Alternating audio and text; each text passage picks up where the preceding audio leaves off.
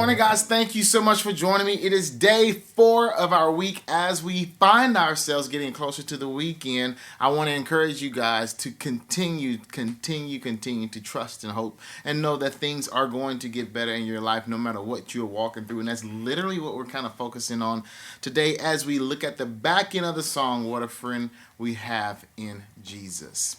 Can we find a friend so faithful? And who will all our sorrows share?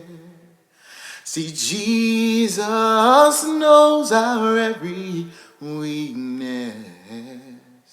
Take them to the Lord in prayer. Jesus knows our every weakness. Take them to the Lord in prayer. Weakness sometimes can be physical.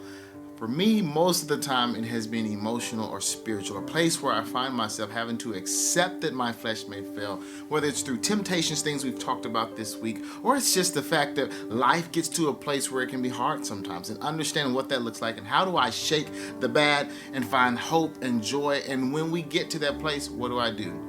I have come to the position to really believe and trust and know that there is power in prayer, and what the Spirit does for us and how He intercedes for us is the place where our weakness can be lifted and the joy can come and the healing and the restoration and the peace can come, whatever you're needing in that season. I had a friend one time say that forced joy is always better than clinical depression, and I fully agree with that. But in some seasons, forced joy is hard to come about. So then what do? We should turn to the Father in prayer. I'm going to be reading to you guys from Romans 8. It says here in verse 26, likewise, the Spirit helps us in our weakness, for we do not know what to pray for as we ought, but the Spirit Himself intercedes for us with groanings too deep for words. With groanings.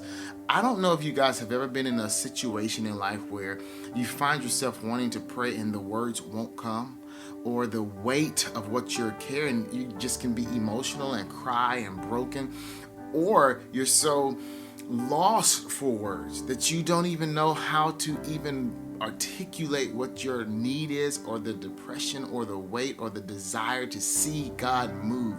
That is what this word is saying to us.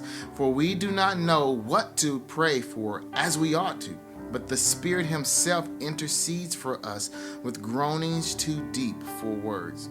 And He who searches the hearts knows what is on the mind of the Spirit, because the Spirit intercedes for the saints according to the will of God. It was God's will all along for the Spirit to come in and fill in that gap and plead for us and groan for us. But in order for the Spirit to do what the Father's will is for us, we have to accept that we are weak in whatever situation that is and take it to the Lord in prayer. Lay it at His feet and trust in the healing, trust in the restoration. Have hope. Find that hope that sometimes can be so far from us if we are looking at it from our own perspective of prayer, our own power.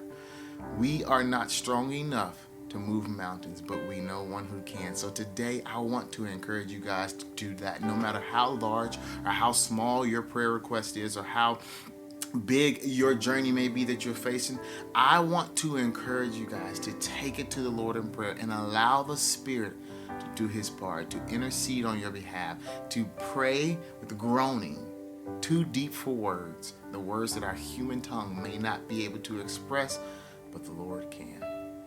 Thank you guys so much for joining me today. I pray that this blesses you, and I look forward to seeing you guys here tomorrow morning, 8 a.m. as we find ourselves getting ready for an awesome weekend. Have a blessed day.